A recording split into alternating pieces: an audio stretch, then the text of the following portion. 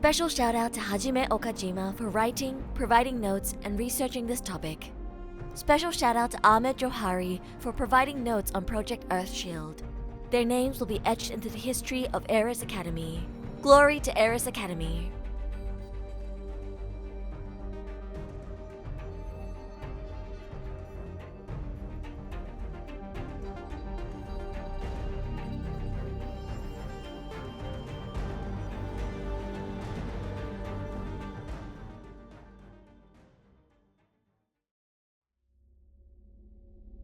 Prior to the One-Year War, the Earth Federation forces consisted of all the world's military forces. It was set on fighting a kinetic conventional war in space to defeat Zeon's military forces. The Battle of Loom and the One-Week Battle demonstrated Zeon's ability to win battles even when they were at a disadvantage. Let's start with the various branches of the Earth Federation forces.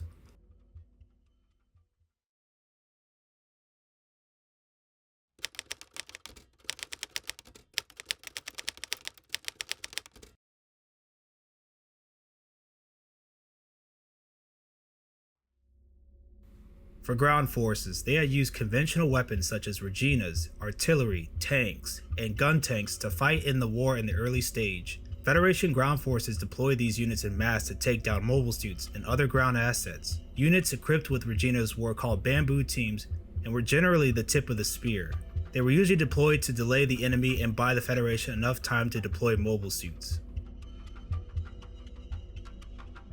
During the war, the Federation Ground Forces was the first branch to incorporate the GM, a mobile suit intended to counter Zeon's Zaku. These weapons were effective in supporting conventional ground assets. Mobile suits such as the RX-78-1 became the template for the ground forces mobile suits.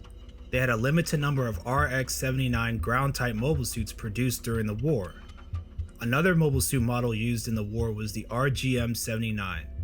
This mobile suit was key in operations such as the Odessa campaign and other military campaigns. To support the mobile suits on the battlefield, the EFGF developed and deployed the Bloodhound hovercraft for supporting mobile suits. One of the most prominent military units in the Earth Federation ground forces is the Okajima Battalion. Ground forces would capture and use Zaku-2s to supplement their firepower and support ground units. Another piece of equipment in the ground forces was the Big Tray and Fort class land battleships, used to tear down enemy fortifications and heavily defended positions. They were used to support ground forces at the Battle of Odessa. These weapons were built as a line-of-sight vehicle using guns like the ones on battleships from World War II, and they brought firepower, supplies, and equipment to the table. Other pieces of equipment used by the ground forces were the gun tank and the RTX 440 series. Both were intended to counter mobile suits or be the vanguard to pierce enemy lines. They could be used in joint operations to support combat troops. Both had variations in different models during the One-Year War. The RTX 440B was used as an artillery platform to destroy mobile suits and enemy ground forces. As for the gun tank, there were multiple variations. One example is the RMV-1, or known as the Gun Tank 2, another platform used to support infantry and mobile suits. The ground forces adopted an air-land battle approach when it came to fighting in the One-Year War. This meant the Federation ground forces would use a combined arms approach, meaning both air and ground combat units would work together to fight Zeon's military forces. This doctrine relies on an offensive approach and firepower to decisively destroy enemy forces. Prior to the rollout of the GMs, or mobile suits, the ground forces used tanks to ambush Zakus in urban environments, or en masse when it came to fighting on flat surfaces. The ground forces would incorporate mobile suits later in the war to counter Zeon's Zakus and support tank and infantry units.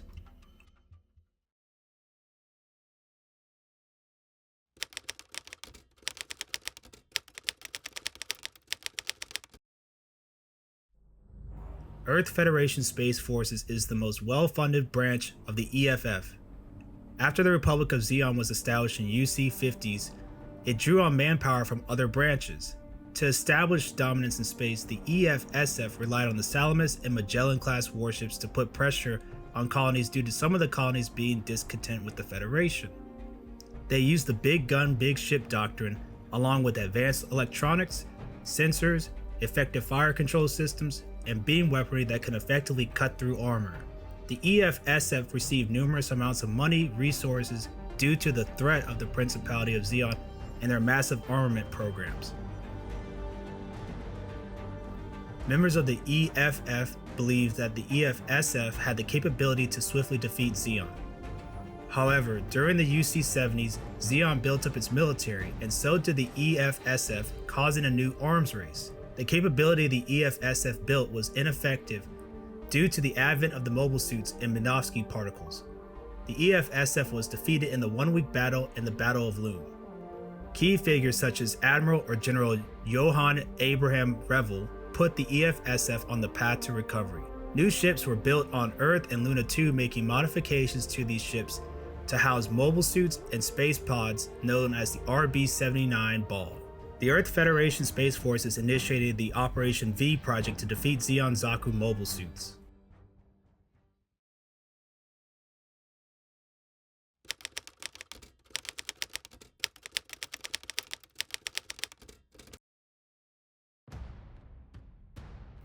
The Earth Federation Navy was the worst off and most neglected branch of the military, consisting of mostly outdated sea-based warships. The purpose prior to the war was to defend against pirates and protect logistical routes. With the dropping of the colony during Operation British, this devastated the Earth Federation's Navy.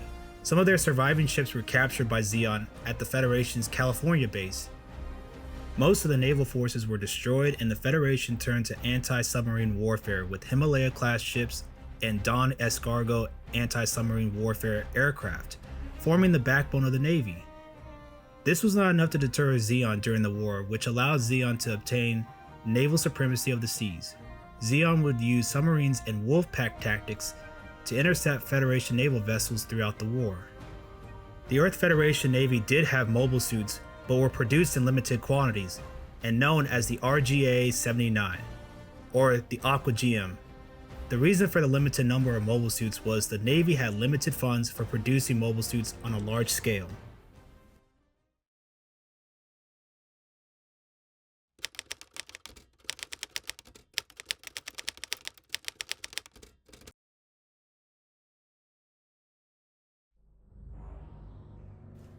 The Earth Federation Air Force rose to prominence in the UC-50s, using both air and space fighters in the service. The Earth Federation Air Force prioritized beyond visual range warfare. Fighters and fighter bombers used missiles that could engage targets at long distances. They had used the AESA and fire control radars to assist in their guidance. Pre-One Year War, the EFAF shifted to using space-capable fighters known as the Saberfish and high-altitude aircraft known as the Tin Cod. A hybrid model was developed called the Taurus. It is a space atmospheric aircraft and can be used in the service. The beyond visual range doctrine proved ineffective during the beginning of the One Year War due to Minovsky particles. Out of the 400 HLVs that Zeon had, only 32 were shot down. Zeon built a fighter of their own called the DOP, noted as a flying brick. It is a fighting style that was similar to the World War II dogfights due to Minovsky particles, but was able to put up a fight. Mobile suits were vulnerable to aerial attacks. AWACS aircraft were useless due to Minovsky particles, and aircraft such as the Mongoose and Fly Mantis are more useful. Mongoose used to destroy fortifications and hardpoints, while Fly Mantis became effective against Zakus. The EFF used strategic bombing to great effect. The Deprog proved a capable asset and was the primary bomber for strategic bombing. Tin Cod was used to escort these bombers, making bombing runs more effective. The Federation focused on space-based fighters and did not have enough aircraft to cover Earth. During the Battle of Odessa, the majority, if not the entirety of the Air Force was deployed. The Federation Air Force consisted of 6,000 aircraft and was able to maintain air superiority, giving the Federation room to breathe. Most EFAF pilots will be assigned to use the GMs. The EFSF and the EFGF had the manpower advantage that allowed them to incorporate pilots in the GMs compared to Zeon, which lacked the manpower.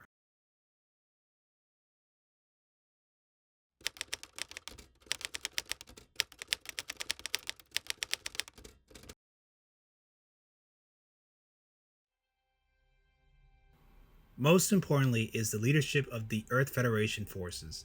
The leaders about to be discussed provide a vision for this organization. The decisions they made became the foundation of how the Earth Federation forces would fight wars during the 1-year war and post-war.